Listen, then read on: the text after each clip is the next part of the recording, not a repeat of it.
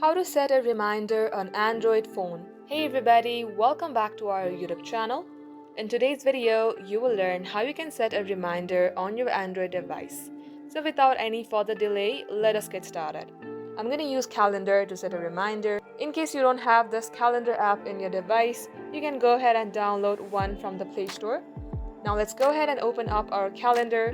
In here you will see Add Event, then tap on the plus icon on your bottom right.